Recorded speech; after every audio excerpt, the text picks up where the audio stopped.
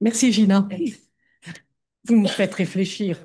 On va donner maintenant la parole au docteur Patrick Guillot, qui vient de Bordeaux, qui a réussi à venir, sur la chirurgie dermatologique au cabinet, spécificités, pratiques actuelles et perspectives. Madame la présidente, madame la secrétaire générale, monsieur le vice-président, chers collègues et amis académiciens, je vous remercie de m'avoir donné l'occasion de vous présenter les particularités d'une chirurgie dermatologique au cabinet. En une décennie, c'est un constat malheureusement catastrophique. La dermatologie est au bord du gouffre. La France a perdu environ 1000 de ses dermatologues. Nous sommes aujourd'hui 2900. J'ai connu l'époque où on était 3500. Et dans 10 ans, on sera plus que 2000. D'où le retard au diagnostic et au traitement de pathologies graves comme les cancers cutanés. L'incidence des tumeurs cutanées double tous les 10 ans en France et en Europe. On est passé comme ça de 7000 cas de nouveaux mélanomes chaque année à 16 000 actuellement, dont 1800 patients vont mourir. Les carcinomes dépassent largement les 100 000 cas par an. Dans certains départements français, il n'y a déjà plus aucun dermatologue en activité. La situation ne fera qu'empirer puisque d'ici 2030, un tiers d'entre nous partant à la retraite n'auront pas de successeur. En 2024, seuls 94 internes ont été formés. Il en faudrait, d'après les sociétés françaises de dermato, 125 par an. Malheureusement, le dernier arrêté ministériel paru au JO du 31 juillet montre que 102 postes seulement ont été accordés pour cette rentrée universitaire. Les mesures demandées donc par la Société française de dermato depuis bien longtemps sont d'augmenter, on l'a vu, le nombre d'internes, de former à la dermatologie courante les médecins généralistes. Dans ce domaine, ils sont effectivement en première ligne dans le parcours de soins et beaucoup de DU de dermatologie dédiés à la médecine générale existent déjà dans plusieurs CHU en France. Personnellement, je participe aussi à de l'e-learning pour les généralistes dans des programmes intégrés comportant audit clinique et développement professionnel continu. Il faut développer la téléexpertise, d'une part parce qu'elle accélère les diagnostics et qu'elle évite aussi des délais d'attente trop longs chez le dermatologue et qu'elle permet dans certains cas de pathologie plutôt médicale, donc que le généraliste lui-même règle le problème. Il faut renforcer les réseaux de soins locaux, mener des campagnes d'information auprès du grand public, à la fois pour qu'ils apprennent les signes d'alerte et qu'ils soient plus sensibilisés encore à l'autodépistage précoce des cancers cutanés. Enfin, il faut encourager des solutions innovantes pour lutter contre les déserts médicaux. Des fausses idées circulent, notamment en matière de dermatologie esthétique ou de médecine esthétique, car contrairement à ce que l'on pense, la grande majorité des dermatologues ont une activité axée majoritairement sur la pathologie, et quand l'activité d'esthétique existe, elle représente pour 64% d'entre nous seulement moins de 10% de leur activité globale. Cette médecine esthétique étant en grande partie prise en charge aussi par le médecin généraliste qui ont un exercice exclusif, cette dermato-esthétique ou cette esthétique n'appartenant pas qu'aux dermatos et aux chirurgiens plasticiens. Alors, les cabinets médicaux en France, on le sait, ne sont pas définis réglementairement, et il faut bien reconnaître que leur niveau d'environnement est particulièrement hétérogène. Il n'y a d'ailleurs pas vraiment de développement de structures alternatives comme dans les pays anglo-saxons, et cette chirurgie de cabinet apparaît donc à la croisée de plusieurs évolutions majeures, une organisationnelle, une anesthésique, une juridique et une chirurgicale. Sur le plan organisationnel, les modalités de prise en charge, vous les connaissez, c'est l'hospitalisation traditionnelle, l'hospitalisation ambulatoire, les établissements sans lit et la chirurgie de cabinet. La HAS s'est interrogée de manière générale sur la notion de cabinet de ville et a jugé dans son guide Conditions de réalisation des actes d'exérèse de lésions superficielles de la peau paru en 2007 que cette chirurgie était sûre, adaptée à une réalisation en externe ou en ambulatoire et sous anesthésie locale. Dans ce même guide, on voit que les conditions de réalisation en termes de formation, d'environnement et de respect des règles de bonne pratique ont été définies. Elles ne dépendent ni du lieu de réalisation de l'exérèse, ni du type de lésion, bénigne, présumée maligne ou maligne, et peuvent correspondre à la fois non seulement à des exérèses simples, mais à des actes de réparation plastique, autoplastie ou greffe. Une prise en charge en ambulatoire peut toutefois s'avérer nécessaire pour les cas nécessitant des précautions et une surveillance particulière. La même HAS a défini trois niveaux d'environnement technique en 2010. Un niveau 1 qui correspond très majoritairement à celui de la chirurgie dermatologique de cabinet. Un niveau 2 plus renforcé où on peut avoir du personnel dédié, où l'asepsie est renforcée, où il y a du matériel de réanimation, mais qui, en dehors de cette surveillance particulière, se distingue du niveau 3 car il n'y a pas de présence de salle de soins post-interventionnelle. Le niveau 3, que vous connaissez tous, représente les structures d'anesthésie ou de chirurgie ambulatoire réglementairement définies.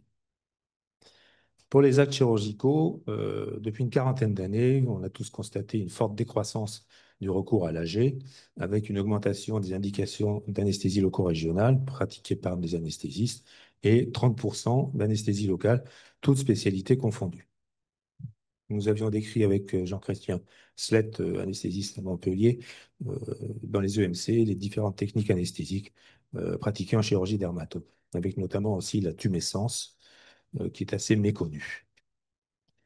Alors, quelle chirurgie font les dermatos? Une enquête interne qui n'a pas été publiée, c'est un peu dommage, qui avait été réalisée en 2017 par la Fédération française de formation continue en dermatovénérologie auprès des 3400 dermatologues à l'époque, montrait qu'environ 900 d'entre nous avions répondu, avec un taux de réponse donc, bien supérieur au taux de réponse habituel de ce type d'enquête. Les deux tiers des répondeurs avaient déjà à l'époque plus de 50 ans et 28% d'entre eux plus de 60. Seuls 15% des répondeurs étaient membres du groupe chirurgical de la Société française de dermato, ce qui démontrait bien le fort intérêt de la dermatologie pour leur pratique interventionnelle. 90% des répondeurs opéraient des cancers cutanés, pas seulement dans des tumeurs bénignes, principalement à leur cabinet, mais aussi dans 22% des cas à l'hôpital, majoritairement à l'occasion d'une vacation de praticien attaché, et seulement par contre 7% en clinique. La moitié des répondeurs opéraient des tumeurs cutanées dites de haut grade. On verra un peu plus loin quelles sont ces tumeurs. 40% avaient une formation complémentaire en dermatochirurgicale via essentiellement le DIU que nous avions créé, quelques libéraux, sous l'égide d'universitaires et de mon ancien chef de service, le professeur Claire Bello, en 2000, qui est d'une formation sur un an, théorique et pratique, avec des stages chez les praticiens et dans les hôpitaux et les cliniques. 45% participaient à d'autres formations en dermato, chirurgicale, et seulement 13 dermatologues à l'époque, dont votre serviteur, était titulaire d'un desk de cancéro, ce qui a dû augmenter depuis, puisque vous le savez, les desks ont été remplacés par ce qu'on appelle les FST. Alors, quelle chirurgie font les dermatos? Une chirurgie à visée diagnostique avant tout, à la fois à l'aide de simples biopsies, mais aussi d'exérèses de lésions sans marge à visée histologique. En effet, dans le mélanome, par exemple, à l'exception du mélanome de Dubreuil, il n'est pas du tout recommandé de biopsier la lésion, mais d'enlever directement.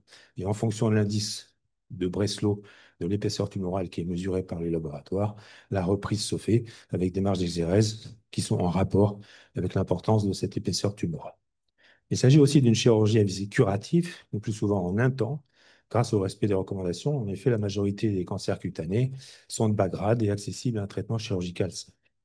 En 2006, la CNAM avait déjà publié des chiffres, toutes spécialités confondues, qui montraient qu'à l'époque, il y avait déjà 800 000 interventions d'exérèse, de lésions cutanées, d'exérèse simple ou avec réparation. En 2005, nous avions publié avec le groupe chirurgical de la Société française de dermato une vaste étude prospective multicentrique mesurant l'incidence des complications associées à cette chirurgie cutanée. Cette étude portait sur 3800 interventions réalisées en cabinet ou en établissement, mais toujours en externe. Il n'y avait aucun cas de patient qui avait été hospitalisé, même en ambulatoire. Cette étude démontrait le très faible risque anesthésique, 1% seulement de complications, qui était représenté exclusivement par le malaise vagal, 2,6% de complications hémorragiques qui s'expliquaient par le fait que beaucoup de patients âgés avaient gardé en périopératoire, suivant les consignes, les recommandations de plusieurs sociétés savantes, leur traitement anticoagulant, qui n'est pas systématiquement arrêté pour cette chirurgie à faible risque hémorragique. 2% de complications infectieuses, qui est quand même un chiffre assez peu important, même si la définition de l'infection dans cette étude était beaucoup plus large que la définition des infections de suite opératoire. Donc au total, les complications dommageables nécessitant une réintervention ou une antibiothérapie n'ont représenté que 0,6% des cas. Donc, ces données ont bien démontré que ces gestes de chirurgie dermatologique, réalisés essentiellement au cabinet, peuvent l'être dans d'excellentes conditions de sécurité et en plus avec un faible coût économique, ce qui n'est pas négligeable aujourd'hui. Le rapport de la HAS en juillet 2017, qui a cité cette étude à plusieurs reprises dans de nombreux chapitres, a précisé aussi, indépendamment que du type de lésion bénigne ou maligne, les conditions de réalisation en termes de formation d'équipement et de lieu, le respect des règles des bonnes pratiques, le parcours du patient qui doit obligatoirement comporter la consultation préopératoire, l'intervention elle-même et le suivi post-opératoire. Pour les tumeurs malignes, il est important en effet de faire un diagnostic d'annonce, de respecter les marges d'exérèse et d'avoir une place importante, dans de nombreux cas, dans les réunions de concertation pluridisciplinaires. Pour conclure ce rapport, en page 32 figure cette phrase extrêmement importante: de par leur faible taux de complications et leur réalisation en majorité sous anesthésie locale, les actes de chirurgie cutanée sont adaptés à une prise en charge externe ou ambulatoire. Quelle doit être l'architecture des locaux? Toujours selon le guide HAS 2007, il faut individualiser les secteurs de soins des secteurs administratifs. Le secteur de soins doit comporter un point d'eau équipé pour l'hygiène des mains. Il faut réserver aussi une zone pour l'entretien du matériel thermosensible avec respect de la chaîne du froid, notamment pour les anesthésiques locaux adrénalinés. Mobilier et revêtements doivent être d'entretien facile, donc il faut évidemment exclure les moquettes et tous ces équipements qui ne permettent pas un entretien facile et convenable. Entreposer aussi les déchets de soins à part pour ne pas les mélanger avec les déchets habituels. Et donc, trier dès leur production les déchets, sac jaune pour les déchets mous, container en PCT pour les piquants, coupants, tranchants. L'équipement recommandé comporte au minimum une table opératoire, un éclairage adapté, privilégier les éclairages en plafonnier plutôt que sur pied à roulette, du matériel de réanimation, un appareil d'électrocoagulation, au mieux avec aussi un mode bipolaire pour les porteurs de pacemaker ou des dispositifs cardiaques, des boîtes à OPCT, un autoclave de type B. Il y a bien longtemps maintenant que le Poupinel, fort heureusement, a été abandonné. Cet autoclave permettant des cycles de 134 degrés pendant 18 minutes contre le prion. Le matériel à usage unique peut se défendre pour les dermatos dont l'exercice interventionnel est quand même assez limité. Voilà quelques exemples dans ma structure, avec un éclairage de type plafonnier, mais vous voyez beaucoup moins important que celui que vous aviez vu sur la photo précédente. Un tabouret avec commande au pied pour éviter la déstérilisation avec une commande manuelle, et distributeur de papier à usage unique. Ici, une poubelle automatique avec cellule photoélectrique permettant d'éviter là aussi le contact avec les déchets. Les instruments, là, vous connaissez la composition d'instruments fins. Souvent, j'insiste auprès des dermatologues sur la nécessité, pour travailler dans des conditions idéales, d'avoir par exemple des porte-aiguilles à mort en carbure de tungstène, ce qui est loin d'être le cas dans l'ensemble de beaucoup de cabinets. La trousse d'urgence, la composition est souvent réalisée en fonction des préconisations de la Société française d'anesthésie et réanimation. Il faut veiller particulièrement à sa composition. S'il manque un des produits qui a été utilisé la fois précédente, c'est embêtant. Et surtout aussi les péremptions, qui, vous le savez tous, arrivent très vite. Je ne vais pas exposer longuement la chirurgie cutanée au cabinet, parce qu'en quelques années, ici à l'Académie, j'ai fait 2 présentations présentant tout ce qu'on peut faire de façon chirurgicale ou instrumentale, notamment avec les lasers. Mais ici, juste pour illustrer que les exérèses de type fusiforme, comme à gauche, sont tout à fait faciles à faire au cabinet sous-local. Et à droite, un exemple de réparation d'un carcinome basocellulaire de la lèvre blanche supérieure. Technique d'autoplastie locale d'avancement-rotation décrite initialement par Zuboff, qui a été revisité par notre collègue et ami Bailly, que nous avions publié dans les Annales du Dermato en 2005 et qui restait relativement confidentiel. Et nous avions republié dans une revue d'ORL au grand intérêt d'autres spécialités chirurgicales s'intéressant à la peau. En 2017, avec certains d'entre nous ici, nous avions participé à un groupe de travail sur les critères organisationnels et de qualité en chirurgie. Et 5 spécialités avaient déjà été ajoutées, les portant à 11. Aujourd'hui, elles sont 13, je crois. Et donc, la dermatologie avait été rajoutée. Nous avions identifié des niveaux de recours en chirurgie, 3 niveaux, en fonction de la technicité de l'équipe, de la technicité du plateau technique et de la technicité de l'acte. Pour la dermato, la Société française de dermato avait proposé à l'époque, par l'intermédiaire de sa présidente, Un niveau 1, accessible à tous les dermatologues, avec un plateau technique défini comme on l'a vu par la HAS précédemment, sans notion de seuil. Le niveau 2 pouvait être proposé pour des dermatos, toujours seuls, pas forcément avec du personnel assistant au cabinet, avec un seuil à 20 cas, ce qui était forcément très facile à atteindre vu le nombre de ces tumeurs. Et le niveau 3 était réservé à des cancers de très haut grade ou des cancers rares, plutôt là donc dans un cadre hospitalier, privé ou hospitalo-universitaire, avec l'importance de l'RCP non pas possiblement a posteriori comme dans les deux autres cas, mais impérativement au préalable avant l'intervention. Alors, quelle est la formation actuelle des dermatos? Bien sûr, il y a le DES de dermato avec le livret de l'interne et la maquette du Collège des enseignants en dermatologie de France, permettant d'accéder à une chirurgie du cancer de bon pronostic ou de pronostic intermédiaire. Ensuite, les formations complémentaires comme le DIU de dermatologie chirurgicale oncologique apportent une compétence complémentaire pour la prise en charge de tumeurs qui nécessitent une expertise supplémentaire, à la fois pour le type d'exérèse comme le type de reconstruction, et peut donc s'adapter à des cancers de mauvais pronostic ou des tumeurs nécessitant une reconstruction complexe.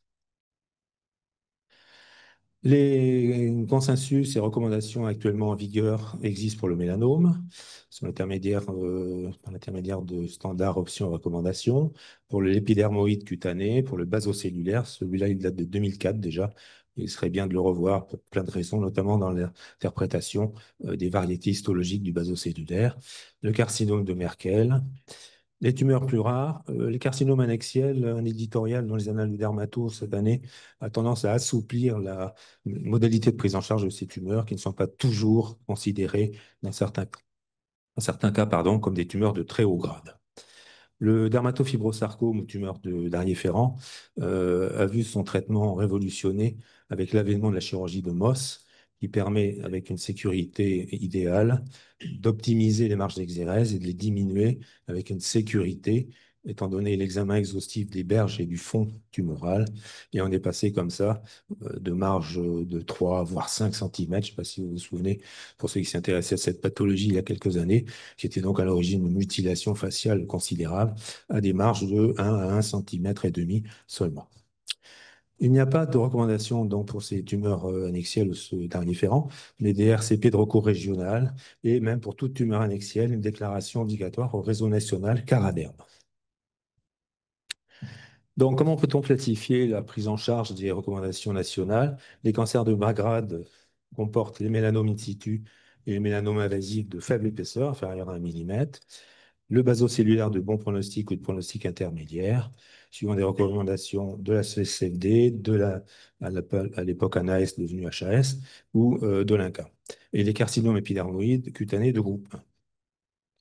Les cancers de haut grade correspondent aux mélanomes supérieurs à 1 millimètre de Breslow, aux basocellulaires de mauvais pronostic et aux épidermoïdes de groupe 2. Le Merkel est une tumeur à très haut grade, de façon tout à fait justifiée, et qui nécessite de toute façon une prise en charge pluridisciplinaire, puisque la radiothérapie est systématiquement associée, soit au niveau du lit tumoral, soit au niveau des aires ganglionnaires de drainage. Donc, comme je vous l'ai dit, les carcinomes annexiels, on a tendance à assouplir un peu les conditions de prise en charge, mais la déclaration à Caraderm reste obligatoire. Le dernier ferrant, on vient d'en parler, et les épidermoïdes de mauvais pronostic. En synthèse, donc, les cancers de bas grade peuvent être pris en charge selon les propositions qu'on avait faites à l'époque par tous les dermatologues avec une RCP d'enregistrement, en sachant toutefois que beaucoup de 3C aujourd'hui refusent d'enregistrer les carcinomes basocellulaires, qui sont des tumeurs de très bon pronostic, qui ne posent pas de problème. Les cancers de haut grade, ça peut aussi être envisagé de façon raisonnable par un dermatologue titulaire d'une formation complémentaire, le DU dont je vous ai parlé, ou une VAE, mais aussi par d'autres chirurgiens, ORL, maxillofaciaux, plasticiens, oculoplasticiens, pour lesquels, à l'époque, la question s'était posée aussi, est-ce qu'on doit leur demander une VAE également pour ceux qui n'ont pas un desk de cancer. La RCP est obligatoire avant ou après traitement. Par contre, les très hauts grades, la RCP est obligatoire au mieux avant la prise en charge. Donc, 3 niveaux. Un niveau 1 de chirurgie à visée diagnostique et de visée thérapeutique pour les cancers cutanés de bas grade, qu'il y ait réparation, autoplastie, greffe ou pas. Un niveau 2 qui s'explique déjà par le fait qu'on peut, à ce stade, traiter des tumeurs déjà métastatiques ou avoir recours aux ganglions sentinelles, notamment dans le mélanome. Et le niveau 3 pour les très hauts grades et les cancers rares.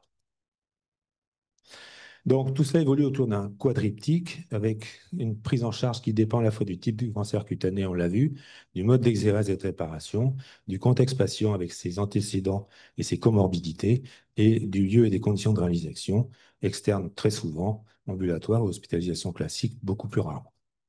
En conclusion, on pourrait considérer ou espérer que cette chirurgie dermatologique soit confortable et agréable, un peu comme dans un jardin à la française, mais avec effectivement des règles tirées au cordeau en termes de rigueur pour les normes, les obligations, et peut-être dans l'avenir des contrôles. Mais malheureusement, nous sommes aussi dans une administration à la française qui s'apparente plus à une jungle, avec beaucoup d'inertie et peu d'écoute. Vous connaissez tous les nombreuses étapes administratives, les commissions, les sous-commissions. Rien de mieux pour intégrer un travail que de créer des sous-commissions. Ce travail que nous avions mené à l'INCA, il y a maintenant donc 8 ans, nous n'en avons aucune nouvelle de la part de la DGS. J'ai pourtant relancé une responsable chef de service gentiment, qui n'a même pas daigné me répondre. Et beaucoup donc d'écoute insuffisante, puisque, comme on l'avait dit, le nombre de postes d'internes en dermato est bien insuffisant pour compenser le retard actuel et à venir. Voilà, je vous remercie.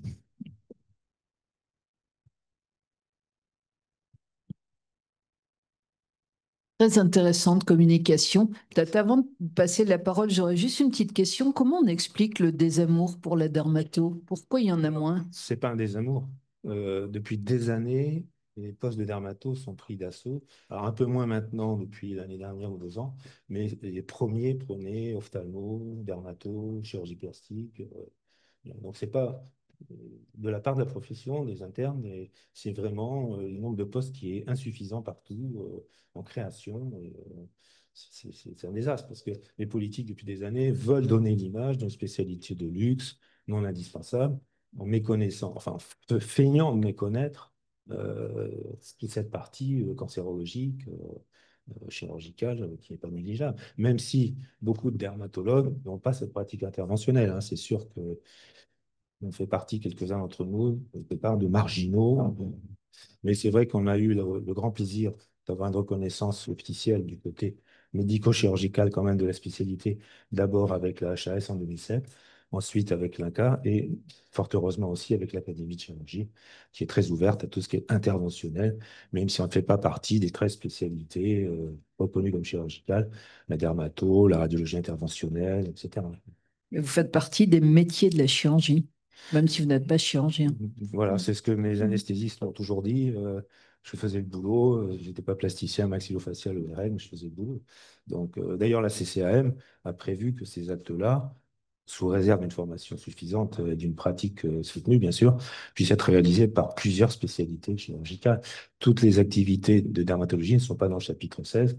On peut avoir accès au chapitre paupières, oreilles, nez.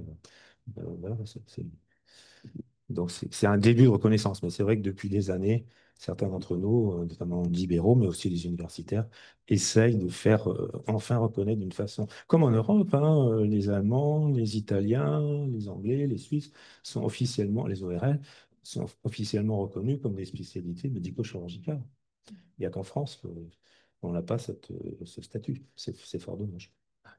On a une question de Jean-Pierre Rosenbaum. Oui, par rapport au choix de dermatologie, alors effectivement, on peut s'étonner qu'il n'y ait pas plus de postes qui soient attribués, d'autant que on a une augmentation des mélanomes, des basos, etc. Et on a Ok. beaucoup de mal maintenant. Il y a un retard, parfois des retards diagnostiques qui ont des conséquences incalculables. Ouais. Et alors l'autre question, c'est que c'est vrai que on a l'impression que un certain nombre de dermatos, en particulier dans les grandes villes, s'orientent vers la partie esthétique, à injecter du hyaluronate, etc. Et alors c'est une impression, mais vous avez montré dans votre statistique que ce n'était pas le cas, et pourtant c'est une impression réelle.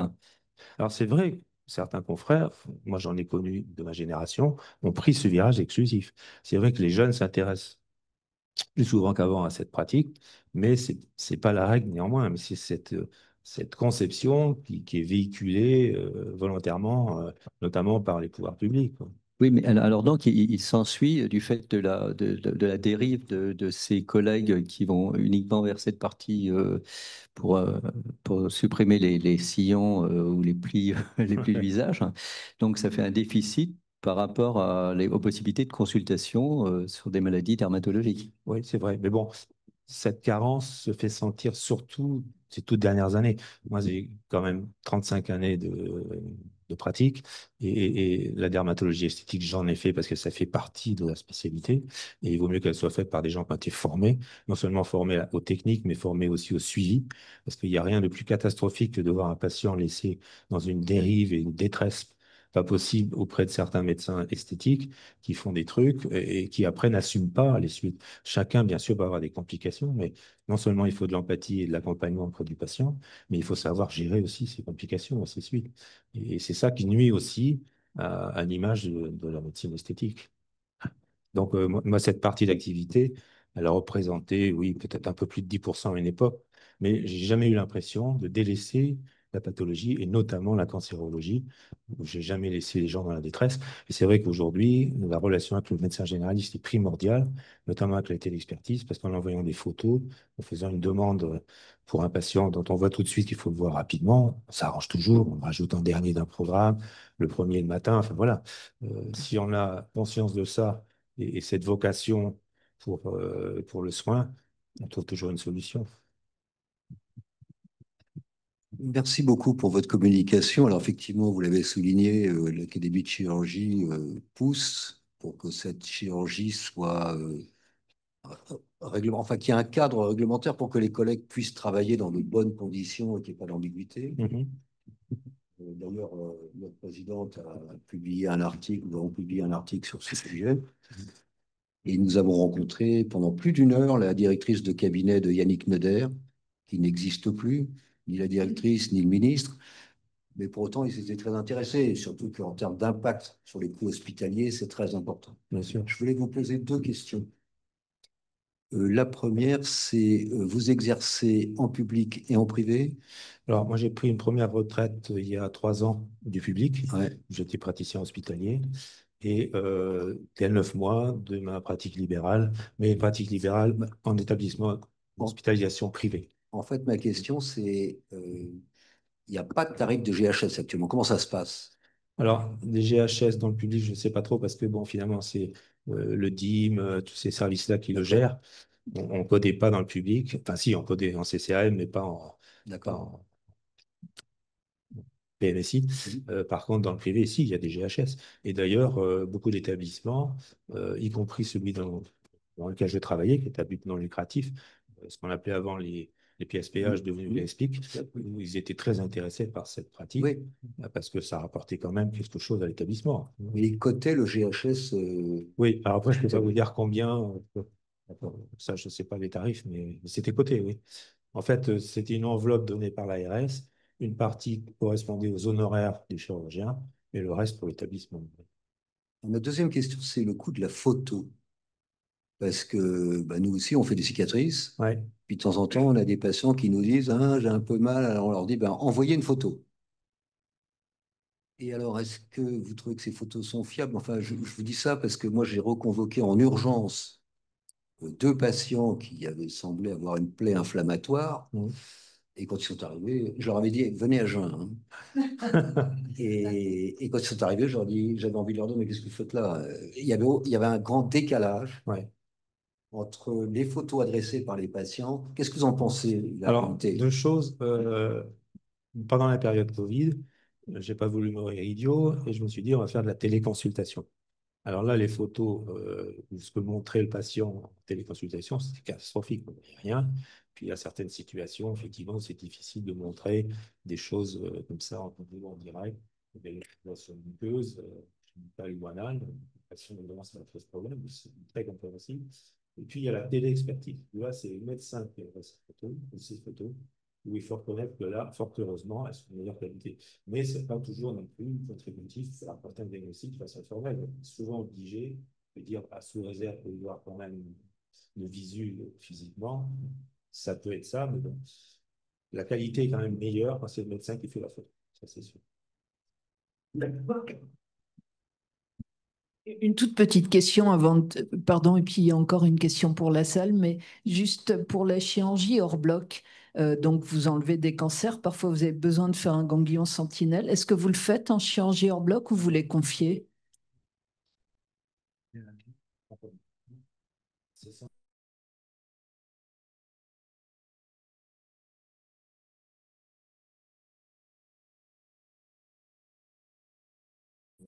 Et on y revient à nouveau, sauf que là, on va peut-être encore s'améliorer à cause de la possibilité de prescrire des thérapies dont les formes en risque, même si elles ne sont pas en risque important au moment du traitement, elles peuvent devenir un peu dingues. Et à ce moment-là, on saute au tabu de l'oxygène. Le faire, c'est moins dur.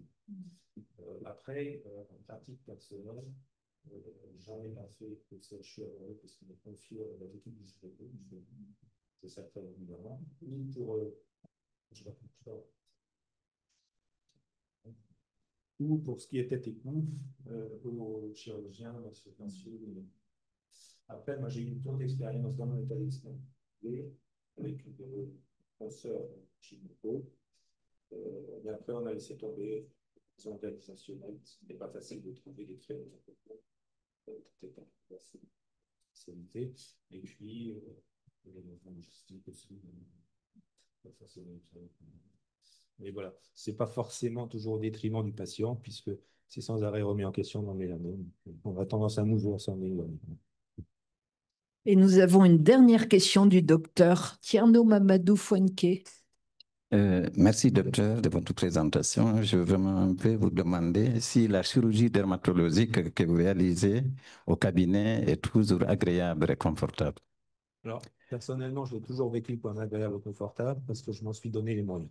En termes d'investissement, vous avez vu très brièvement l'outil de sélectique que j'utilise dans mon cabinet, qui est un Berchtold de bloc, je ne sais plus à combien de milliers d'euros, mais voilà, je considérais que pour bien travailler, il faut un équipement tout à fait correct, si ce n'est plus. Et bien sûr, l'important aussi, c'est d'avoir un personnel, des assistantes, qui peuvent permettre à la fois de diminuer le risque de travailler dans une atmosphère qui devient sceptique, et puis aussi d'avoir plus d'efficience, de pouvoir traiter plus de patients, même avec d'ailleurs des assistantes, des infirmières, des IBOD au CHU. Je faisais peut-être l'équivalent de 2 ou 3 sédations OAG dans une matinée quand j'en faisais 6 ou 7 à la clinique. Donc là, c'est le problème de l'organisation de ce qu'on appelle l'entre-deux. Hein. C'est-à-dire qu'à la clinique, on pouvait dire, bon, on appelle le suivant, on prépare, on pose sa perf, un SSPI, comme ça, quand le suivant, le premier part, hop, après nettoyage du bloc, on fait rentrer le suivant. Au CHU, ce n'était pas possible. Il fallait que le patient soit sorti de la SSPI pour faire rentrer le second. Donc, il y avait en moyenne 1 heure de perdu à chaque fois entre chaque patient. C'était insupportable. Donc, c'est vrai que la pratique libérale de cabinet au sein de ma clinique, puisque en fait, j'avais une vacation de bloc, mais l'essentiel de mes interventions étaient réalisées au cabinet. Vous avez vu brièvement que c'était spacieux, propre, moderne. Donc, c'est extrêmement confortable. Donc, on s'en donne les moyens humains et techniques. Merci. Ma dernière question, c'est une précision que je voudrais vous demander. Cette rencontre entre, disons, la réunion de concertation, c'est à l'interne ou bien c'est entre vous et les autres? Alors, c'était des RCP qui regroupaient plusieurs intervenants, hein, dermatos, radiothérapeutes, chirurgiens maxillofacial, chirurgiens plasticiens. Il y avait même des RCP spécialisés en dehors du tumoral. Hein. Par exemple, il y avait des RCP pour les kéloïdes. Et par contre, dans le privé, c'était au sein de la 3C, où ça pouvait être par visio ou par présence physique, mais plus souvent par visio. Merci. Donc, je vais peut-être laisser ma parole à mon assistante et épouse qui était enviée à Ouais, l'opération. juste, j'aurais rajouté, mon mari, je sais qu'il m'a parlé de temps en temps à l'hôpital, il y avait des infirmières qui étaient formées pour faire un peu de l'anesthésie sous hypnose. Il y en avait qui avaient fait des formations. Et moi, j'ai souvent employé l'anesthésie verbale. Voilà, c'était tout. J'essayais de les distraire, de leur raconter des histoires. Ça marchait très bien. Et il était très content parce que ben, ça reste très sympathique. Et les gens, en effet, la pression baisse vraiment. Quoi. Ils repartent, ils sont enchantés. Je ne dis pas qu'ils reviennent le lendemain, mais ils sont bien. Quoi. Ils Il y a un sont... meilleur vécu, hein, c'est vrai. L'importance du personnel. Je vous en prie, merci beaucoup.